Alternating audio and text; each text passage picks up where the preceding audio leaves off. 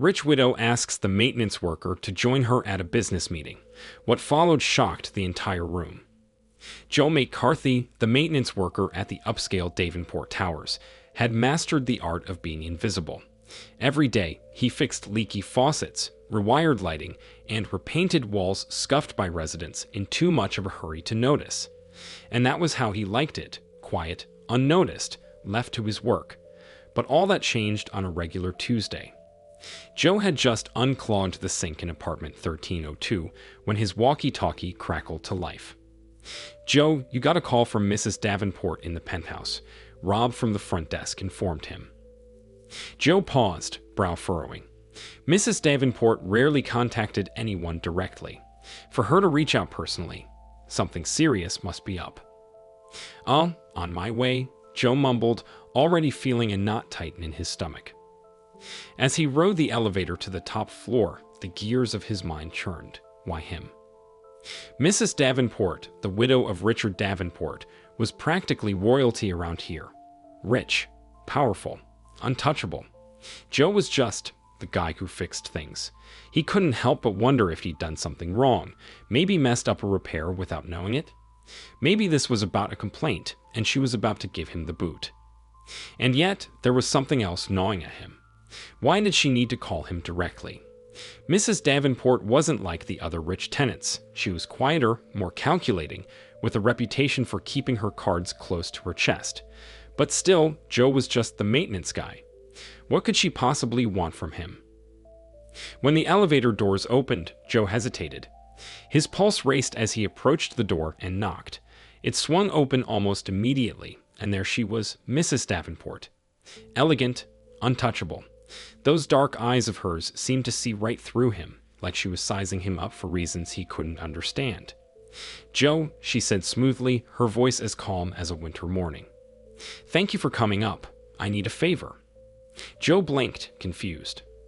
Sure. Is something broken?" "Not exactly." She stepped aside, motioning him in. Stepping into the penthouse felt like walking into another universe, an opulent one. He wasn't supposed to be here, in this space so far removed from his reality. His boots felt heavy on the thick carpet, and a part of him wanted to back out. Mrs. Davenport shut the door with a soft click, pulling him back to the present. "I'm having a business meeting tomorrow," she said, moving gracefully to the large windows overlooking the city. "I'd like you to join me." Joe froze. Did she just say she wanted him, the guy who spent his days fixing pipes and replacing light bulbs, to join her at a business meeting? "Ma'am, I think there's been a misunderstanding. I'm just the maintenance guy," he stammered, his palms suddenly sweaty. This had to be a mistake. "Exactly," Mrs. Davenport said, her eyes meeting his with unsettling calm. "And you're also someone I can trust." The words rattled him. Trust. No one ever used that word with him. He fixed things. People didn't trust him with anything important. This had to be some kind of weird test, or maybe she was messing with him. Joe shifted on his feet, trying to keep his voice steady. "I don't know anything about business, or anything like that," he said, his doubt clear. Mrs. Davenport's lips curled into a knowing smile. "You know more than you think, Joe. You see people for who they are, not for the roles they play or the masks they wear. That's a rare thing in my world." Joe swallowed hard. Her words made sense, but they didn't make this any easier. He didn't belong in a fancy meeting room with people in suits talking deals. He'd stick out like a sore thumb. "But why me?" he finally asked, the question tumbling out before he could stop it. "Why not someone who actually knows what they're doing?" "Because I don't trust them," she said, stepping closer, her voice soft but firm. "I need someone who's real. Someone who isn't wrapped up in all the games people like me play. That's you, Joe." The more she talked, the less sense it made. Her words seemed sincere, but Joe couldn't shake the feeling that he was way out of his league. What was she really after?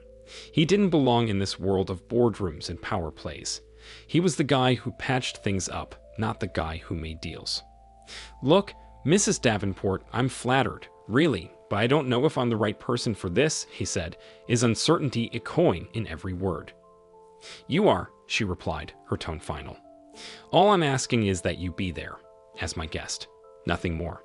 No expectations beyond that." The lump in his throat grew bigger. Why did it feel like saying yes was opening a door he couldn't close? But at the same time, turning her down felt impossible. She was asking for help, trusting him with something that mattered to her. That wasn't something he could just walk away from. "Okay," Joe finally muttered, the word leaving his mouth before his brain could catch up. "I'll be there." Mrs. Davenport's icy demeanor seemed to thaw for just a moment, a hint of relief crossing her face. "Thank you, Joe. I knew I could count on you." As he walked out of the penthouse, Joe's thoughts churned. What had he just agreed to? And why did she choose him of all people? The doubts gnawed at him. Tomorrow wasn't just going to be another day. It felt like he was stepping into something far bigger than he understood, and there was no turning back now. The next day, Joe McCarthy stood outside the towering glass building, his reflection staring back at him. He tugged nervously at his shirt collar, already feeling the stiff fabric chafing his skin. His best pair of slacks felt wrong, too formal, too out of place among the perfectly tailored suits gliding effortlessly around him. His heart raced as he glanced at his phone, half hoping Mrs. Davenport had canceled. No such luck. A sleek black car pulled up, and the tinted window rolled down, revealing Mrs. Davenport's calm expression. She motioned for Joe to get in. Hesitant, he slid into the plush leather seat, his palms damp with nervous energy. "Thanks for coming," Mrs. Davenport said, her voice composed, though Joe detected a subtle warmth. "Yeah, thanks for having me," Joe replied, his voice tight. His leg bounced anxiously as they sped toward their destination. Inside the building, Joe's unease grew. The sleek marble floors gleamed under fluorescent lights, and heads turned as Mrs. Davenport strode confidently through the lobby. Joe followed. Every pair of eyes seemed to judge him. He overheard a couple of executives whisper something about maintenance and not belonging, but he pretended not to hear. Mrs. Davenport noticed his discomfort and gave him a reassuring smile. "You're doing just fine," she said quietly. They entered the conference room, a massive space dominated by a large, glossy table. Executives were already seated, their expensive suits and stern expressions radiating authority. Mrs. Davenport took her seat at the head of the table, and all eyes turned to Joe, who stood awkwardly near the door. "Joe, why don't you take a seat?" Mrs. Davenport gestured to the chair beside her. Joe swallowed hard and moved stiffly to the chair, feeling scrutinized. "Before we begin," Mrs. Davenport addressed the room, "I'd like to introduce Joe McCarthy. He's worked with us for years at Davenport Towers, handling maintenance. Joe is here because I believe his perspective is invaluable to today's discussion." The room fell silent. One of the executives, Mr. Collins, with slicked back hair and an air of arrogance, shifted in his chair, eyeing Joe with disbelief. "With all due respect, Mrs. Davenport," Collins began, his voice smooth but dripping with condescension, "I'm not sure why a maintenance worker is here. This is, after all, a strategic business meeting." Joe's stomach tightened, but he kept his face neutral. Mrs. Davenport didn't blink. "Mr. McCarthy has a unique view on our properties," she replied calmly. "He sees things we don't, and that's why he's here. It's important to get insight from all levels of the organization." Collins exchanged a doubtful glance with Graves, a quieter man with sharp eyes who watched the interaction closely. While Collins seemed skeptical, Graves remained silent. The meeting resumed with discussions of quarterly reports, projections, and expansion plans. Joe sat still, trying to make sense of the jargon flying around. But then, a discussion about cost-cutting measures at one of the properties where he worked caught his attention. Collins leaned forward, his voice louder. "We need to trim operational costs. We're spending too much on employee benefits and maintenance. It's unnecessary to keep things at such a high standard." Joe's heart pounded. He knew these cuts would impact the maintenance staff directly. Taking a deep breath, he saw Mrs. Davenport giving him a slight nod, silently encouraging him to speak. "I'm sorry to interrupt," Joe began, his voice hesitant, "but I think those cuts might cause more problems than they solve." The room went silent again, all eyes on him. Collins raised an eyebrow, unimpressed. "And why's that, Mr. McCarthy?" Collins asked, his voice edged with sarcasm. Joe straightened his back. If you cut the maintenance budget, the quality of the buildings will suffer. Tenants already complain about small issues not being fixed on time. If we reduce staff, those problems will pile up, leading to bigger, more expensive repairs. Collins scoffed. Maintenance is maintenance. Tenants don't care about minor inconveniences. Joe shook his head. It's more than inconvenience. It's about how tenants feel when their problems aren't addressed. They start to think the company doesn't care, and that affects their decision to renew leases. If they leave, it costs more to replace them. Before Collins could argue, Graves, who had been silent, finally spoke. Joe's right. The room turned toward Graves in surprise. He sat back, his expression thoughtful. I've seen it before. Cutting costs on maintenance doesn't save money in the long run. It hurts tenant satisfaction and ends up costing us more. Joe glanced at Graves, grateful for the support. Collins, however, still looked unconvinced. Mrs. Davenport leaned forward. Thank you, Joe. You've made a solid point. We need to consider long-term stability, not just short-term savings. The tension in the room softened slightly. Even Collins seemed to grudgingly rethink his stance.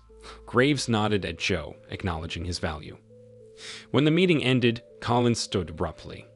We'll revisit this next quarter, he said, glancing briefly at Joe before leaving. Though there was no apology, the condescension in his voice had lessened. Graves lingered behind. Good point today, he said quietly before leaving. Mrs. Davenport smiled at Joe. See, you had exactly what they needed to hear. Joe exhaled, his tension easing. For the first time that day, he allowed himself to smile back. Maybe he belonged here after all. The meeting dragged on, thick with numbers and strategies that made Joe feel more out of place. Terms like vertical integration and synergy flew around, making his hands clench under the table. He noticed the occasional glance from the executives, cold, unreadable, but unmistakably judging him. He was an outsider, and they knew it. Mrs. Davenport, however, remained calm, absorbing everything. At one point, her eyes met Joe's, and he felt a silent reassurance. I brought you here for a reason. Suddenly, Mrs. Davenport broke the rhythm of the corporate jargon. Joe, she said, cutting through the room's hum, what do you make of this? All eyes turned to him. Joe's throat tightened as he tried to form a coherent thought. I'm not exactly up on the specifics of mergers or finance, he muttered, his leg bouncing nervously under the table. A man 2 seats over shook his head subtly, like Joe was wasting their time. Joe felt it hit deep, twisting inside him. But Mrs. Davenport remained patient. That's okay, Joe. I'm asking for your perspective. He took a deep breath. I'm not going to pretend I know about profit margins, but I do know about people. All this talk about growth, what happens to the people behind those numbers?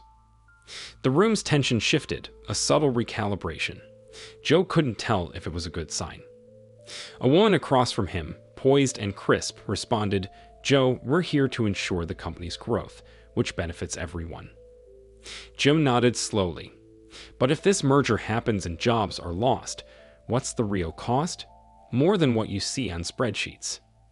A flicker passed through the room, and an older man at the far end leaned forward, adjusting his watch. You're saying we should take that into account, but isn't progress about business growing and people adapting? Joe's jaw tightened. They adapt until they can't. Then what? You lose good workers who understand this place better than any numbers on a chart. The room paused, unspoken acknowledgement hanging in the air. Mrs. Davenport's lips twitched, approval in her eyes. Interesting point, she said softly. Thank you, Joe. One executive shifted uncomfortably. It's a noble sentiment, but business doesn't always allow for sentimentality. Joe didn't flinch. It's not about sentiment. It's about not cutting off the hands that keep the business running. The tension buzzed in the air, subtle but growing. Mrs. Davenport gave a slight nod, then looked around the room, her voice calm but decisive. That's exactly what I wanted to highlight. The boardroom had become stiflingly quiet. Joe could feel the weight of every eye on him, the tension so thick it was almost suffocating. The executives, once so animated in their discussion, were now sitting back, their silence louder than words. His statement had lingered in the air like an awkward guest at a party, and nobody knew how to politely dismiss it. Mrs. Davenport's face remained calm, composed as if she were enjoying the sudden shift in energy, but Joe wished he could disappear into the leather of his chair. He had said his piece, and now the judgment was seeping in from all directions, sharp and stinging. It was Mr. Collins, a senior board member with silver hair slicked back like armor, who finally broke the silence. He leaned forward, elbows on the polished table, eyes locked on Joe with a smile that was anything but warm. "Mr. McCarthy," Collins began, his voice oozing with condescension, "your passion is noted. However, we're here to discuss tangible results, not idealism. This isn't a discussion for a town hall or a workers' union meeting. This is a corporate boardroom." Joe knew what Collins was really saying: stay in your lane. The undertone was unmistakable, and the knot in Joe's stomach tightened. Before he could form a response, Mrs. Davenport interjected, her voice as smooth and sharp as the cut of a blade. "Are you implying that the well-being of our employees isn't a tangible concern, Mr. Collins?" she asked, her eyes cold but steady. "Because without them, there is no company." Collins bristled but held his ground. "What I'm saying, Mrs. Davenport, is that while employee welfare is important, it's not the primary objective here. Our duty is to the shareholders. Profit margins, market expansions, those are the factors that define success." His words seemed to resonate with some of the others. Nods spread around the table, as though Collins had voiced what they were all thinking but didn't have the guts to say. Joe could see it. These were people who saw the business through spreadsheets and quarterly reports. To them, employees were numbers, and numbers were easy to cut. Ms. Graves, another executive who rarely smiled and spoke with clipped precision, chimed in. "I agree with Mr. Collins. Our decisions have to prioritize long-term stability and growth. If that means restructuring, then so be it. Emotional appeals don't help us make hard choices." Joe swallowed the retort building in his throat. He couldn't lose his cool now. He glanced at Mrs. Davenport, who gave him the slightest nod, urging him to continue. The battle wasn't won yet. "Look, I get that numbers are important," Joe said, sitting up straighter. His voice was calm but carried a quiet intensity. "But those numbers represent people. Families. If you cut corners by ignoring them, you're not just risking a few disgruntled employees. You're risking the heart of the company." Graves raised an eyebrow. "It's not that simple. We can't let sentimentality cloud our judgment. Sometimes we have to make sacrifices for the greater good." Joe could feel his frustration rise, but he kept it in check. "Sacrifices?" he asked, his tone measured. "We're not talking about abstract concepts here. These are real people with real lives. You cut jobs, and that affects more than just numbers. It affects entire communities." The room was silent again, but this time it was charged with a tension that hung in the air like a storm cloud. Collins shifted uncomfortably, loosening his tie as if it had suddenly become too tight. "Mr. McCarthy," Collins snapped, the bite of his sarcasm unmistakable, "we're all well aware of the human element. But if we don't make tough decisions, there won't be a company left to support anyone. We're not here to run a charity." Joe's heart was pounding now, but he knew backing down wasn't an option. "I'm not asking you to run a charity," he said firmly, his eyes never leaving Collins. "I'm asking you to run a company that doesn't burn itself to the ground in the name of efficiency. You can't keep gutting the workforce and expect loyalty or even competence in return. Treat people like they're expendable, and sooner or later, they'll walk. Or worse, they'll let the business crumble under its own weight." A thick silence followed.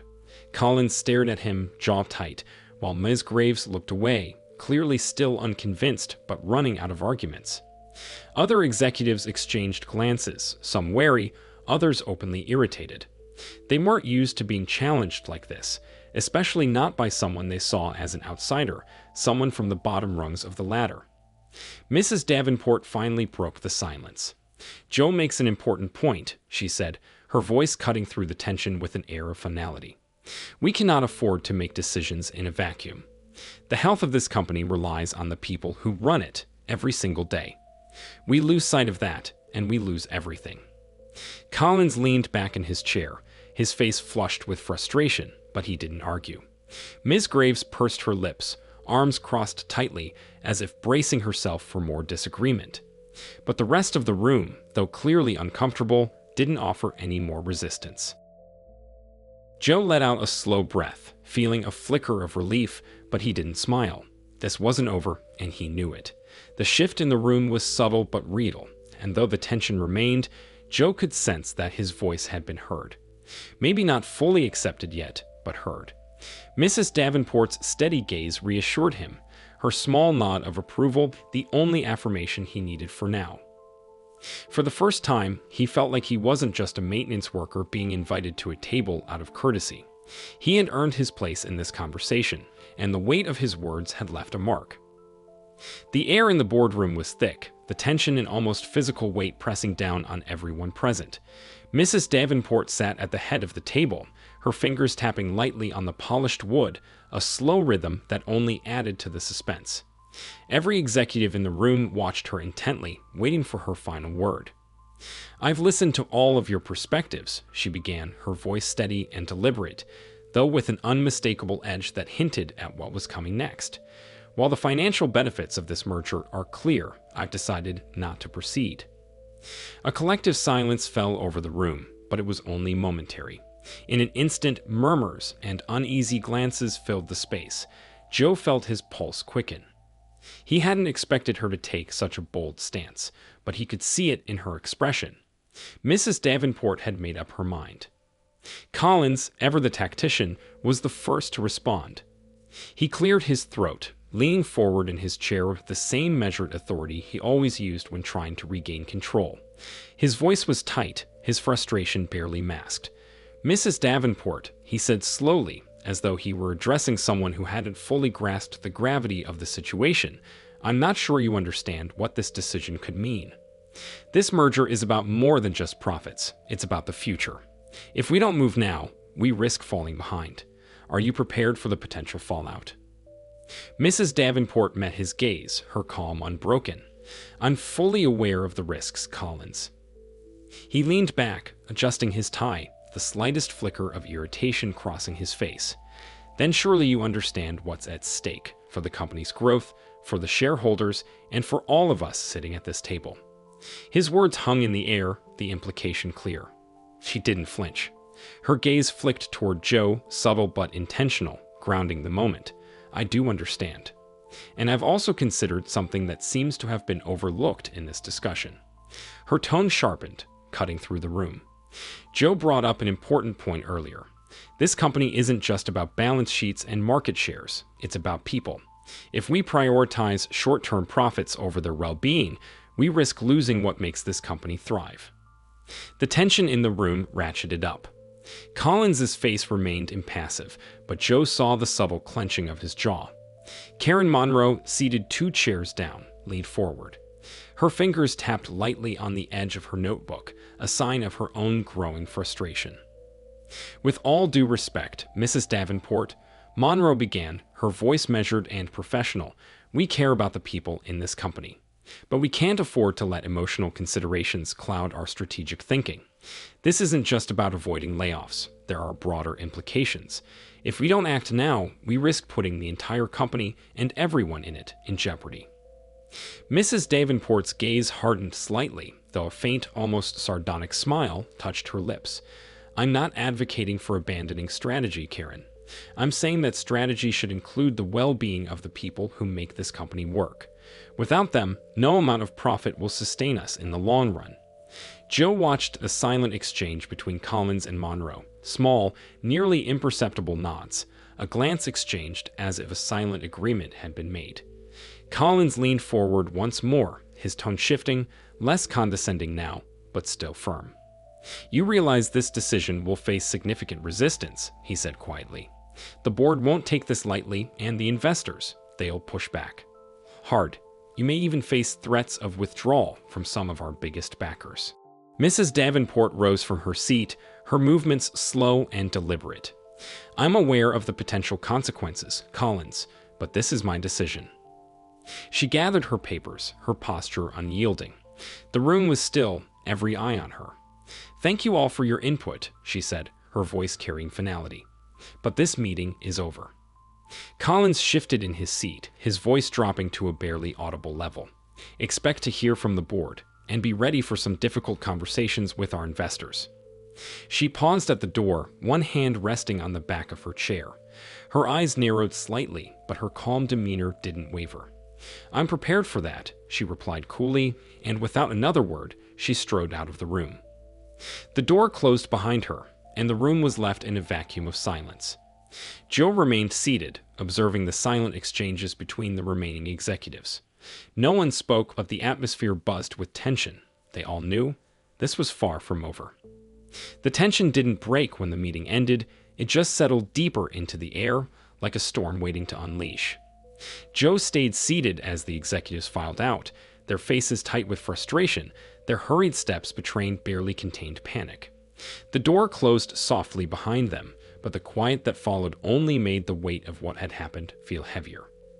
Mrs. Davenport's decision was bold, but the fallout was about to be brutal. Mrs. Davenport turned to Joe, her shoulders visibly tense. A faint, weary smile tugged at her lips, though it didn't reach her eyes. "Thank you, Joe," she said softly, her voice a little shaky. "I knew I could count on you to remind me of what really matters." Joe shifted uncomfortably in his chair. He still felt out of place, like a kid at the grown-up table. "I'm not sure I did much, ma'am," he mumbled, looking down at his hands. Mrs. Davenport shook her head. "You did more than you think," she replied. "Sometimes it takes someone outside the corporate machine to see things clearly." Joe glanced at his calloused hands, the ones that spent more time fixing leaks than weighing in on multimillion-dollar decisions. "I just said what I felt. Didn't seem like a big deal." She gave a soft chuckle, but the gravity of the situation was clear in her eyes. It was a big deal. Now I have to face the consequences. Joe felt a chill run down his spine. What kind of consequences? Mrs. Davenport's smile faded, replaced by a look of exhaustion. She rubbed her temples, as though the weight of the world had settled on her shoulders.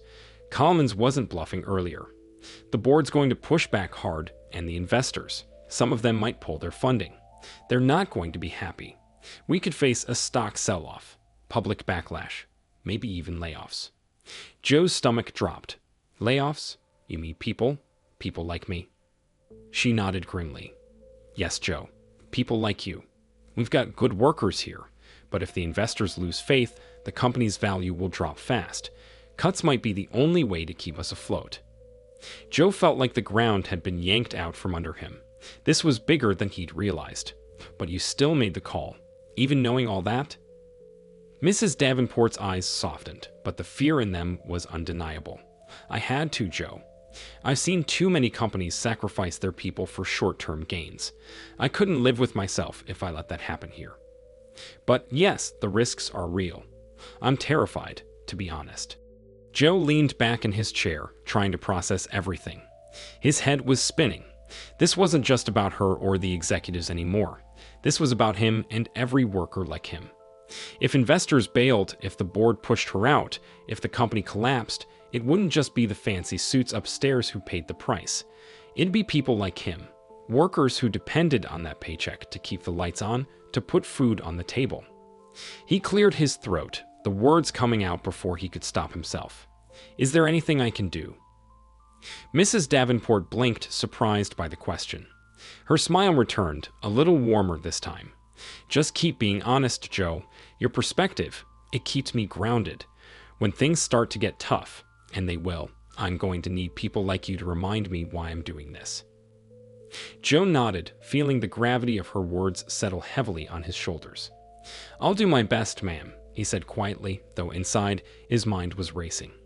What could he possibly do to help fix something this big? The two of them stood in silence for a moment, both aware of the storm that was about to hit. Joe wasn't just worried about the company now. He was worried about his own future, his colleagues, the people who worked day in and day out to make sure the lights stayed on. The executives might have their golden parachutes, but people like him, they didn't have a safety net. The reality hit him hard. Layoffs would crush families. The uncertainty would break people's spirits. He had friends who had worked here for years, people who had built their lives around the company. If things went south, it wouldn't be numbers on a balance sheet taking the hit. it'd be people's lives. His life. But as he looked at Mrs. Davenport, standing firm despite her own fear, he realized something. Whatever happened next, they were in this together. They were fighting for something bigger than just profits or keeping investors happy. They were fighting for the people who made the company run. Joe straightened up, his resolve hardening. "We'll figure this out," he said, more to himself than to her. Mrs. Davenport met his gaze, the smallest hint of hope flickering in her eyes. "Yes," she agreed, "we will." And with that, they both walked out of the boardroom, stepping into an uncertain future where the stakes had never been higher. Word of Joe's unexpected presence at the executive table spread quickly through Davenport Towers and beyond. Some dismissed it as eccentricity, while others saw it as a bold statement on the value of diverse perspectives. What Mrs. Davenport had done by inviting Joe into that high-powered meeting didn't just shift the dynamics, it made ripples across the company. For Joe, life mostly returned to normal. He still unclogged sinks and fixed leaky faucets, but something was different.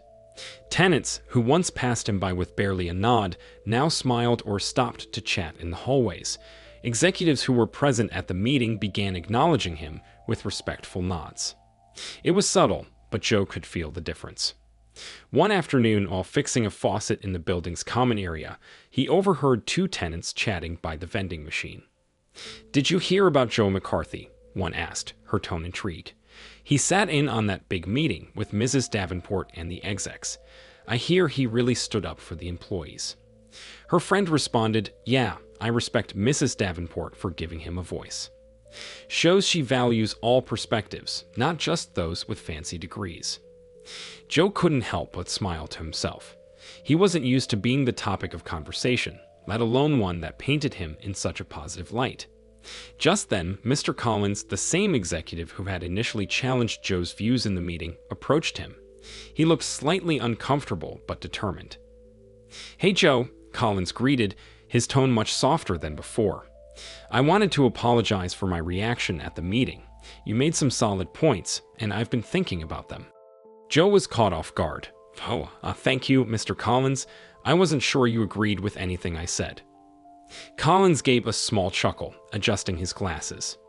"Well, I didn't at first. It's easy to get caught up in profits and projections, but I realize now we need to remember the people who make the company run." For the first time, Joe felt real respect from someone in the corporate world who had previously dismissed him. People are the heart of any business. "You're right about that." Collins nodded, a hint of a smile touching his lips. "Keep speaking up, Joe. You've got a valuable perspective." That evening, Mrs. Davenport stopped by while Joe was working in the lobby. "You seem lighter, Joe," she observed with a knowing smile. "What's changed?" He hesitated, still adjusting to the shift in how people treated him. "I think people are starting to see me differently. I even had a nice chat with Mr. Collins today." Her smile widened, glowing with pride. "That's wonderful to hear. Your words are creating change. Sometimes, all it takes is one person to shake things up." As he walked home later that night, Joe couldn't help but feel something he hadn't felt in a long time. Pride, not just for doing his job well, but for the realization that he could make a difference in his world, one conversation at a time. Weeks had passed since that pivotal meeting, and Joe could feel the shift around him. Tenants greeted him with newfound respect, and even some of the executives he crossed paths with nodded in recognition. Despite the change in how people treated him, Joe stayed grounded, keeping to his routine, fixing pipes, patching walls, and handling the day-to-day problems that came with running the building. Still, there was something new in his step, a sense of pride he hadn't felt before. He was still the same Joe, but he couldn't shake the feeling that things were different now. One afternoon, Mrs. Davenport invited him to lunch at her penthouse. It wasn't anything formal, just a simple meal in her grand apartment with floor-to-ceiling windows that stretched out over the city. The space felt worlds apart from where Joe spent most of his time. Tight maintenance closets, dingy basements, and the occasional faulty pipe. Yet, sitting across from Mrs. Davenport, he felt oddly at ease. As they ate, Mrs. Davenport regarded him thoughtfully. "Joe," she started, her voice softer than usual, "I've been thinking a lot about you lately. About how our worlds are so different." Joe raised an eyebrow, not sure what to say. "What do you mean, Mom?" She smiled faintly, turning her gaze to the sprawling skyline outside. "You see the world simply. You're not weighed down by all the complications that come with money, power, and corporate politics. That kind of clarity, it's rare. It's made me reconsider how I've been running things." Joe blinked, taken aback. "I was just being honest, ma'am. I didn't think it was anything special." "That's exactly what makes it special," Mrs. Davenport said, her voice carrying a tone of reflection. "Up here, we get so caught up in the noise, profits, strategy, keeping shareholders happy. It's easy to lose sight of what matters. But you, Joe, you reminded me. The truth is often simple, but it's the hardest thing for people like us to hear." Her words lingered with him, even after he returned to his usual tasks that afternoon. Joe wasn't one for lofty ideas or corporate philosophies. He just did his job. But something in what Mrs. Davenport said stuck with him. The impact he had wasn't just about fixing leaks or offering an opinion in a meeting. It was something deeper, about standing up for what was right, about being a voice that cut through the noise. And yet, as grounded as Joe was, he couldn't ignore the growing tension inside him. This role, this new version of himself that people saw, wasn't exactly something he'd signed up for. Who was he to be offering advice to executives? To Mrs. Davenport, even? He fixed things, sure, but was he really cut out to fix something as big as a company? One afternoon, as he was walking through the lobby, Rob from the front desk flagged him down. "Hey, Joe, got something weird for you." Rob handed him an envelope with the company logo stamped across the front. "It's from the board." Joe stared at the envelope for a long second, the words from the board feeling foreign. "The board," he repeated, his voice tinged with disbelief. He tore it open and scanned the contents. His heart raced as the words slowly sunk in. The board wasn't just acknowledging his contribution, they were offering him a formal consulting role. Mrs. Davenport had put in a strong recommendation, it seemed. "What is it?" Rob asked, curiosity getting the better of him. Joe took a deep breath, still processing. "Looks like I'm being asked to consult on employee relations for the company," he said slowly, the weight of it making the words feel surreal. Rob's face lit up. "No way. You went from fixing faucets to advising the boardroom. That's huge." Joe let out a nervous laugh, but his chest felt tight. This wasn't what he'd expected. He'd always been comfortable in the background, doing his job, keeping things running smoothly without much fuss. Now suddenly he was being asked to step into a completely different world. As the reality set in, Joe felt a mixture of pride and fear. On the one hand, it was an honor. But on the other, what did he know about consulting? What if he messed up? What if he didn't have the answers people expected him to have? Standing there in the lobby, Joe realized he was at a crossroads. His whole life, he'd been the guy in the background, the one who kept things running, but never really made the big decisions. Now he was being asked to help shape the future of the company, to be more than just the guy with the wrench. But was he ready for that? Could he really make a difference? Or was this all some mistake, a misunderstanding that would collapse as soon as they realized he wasn't cut out for this kind of responsibility? Joe swallowed hard, the weight of the envelope still in his hands. This was his chance, maybe his only chance, to step into something bigger. And yet, the thought of it terrified him. "Guess I've got some thinking to do," Joe muttered to himself, his mind racing with doubts and questions. As he walked out of the building, the envelope tucked under his arm, Joe couldn't help but wonder. Was this the beginning of something great, or the start of a long, uphill battle he wasn't prepared for? Either way, there was no turning back now.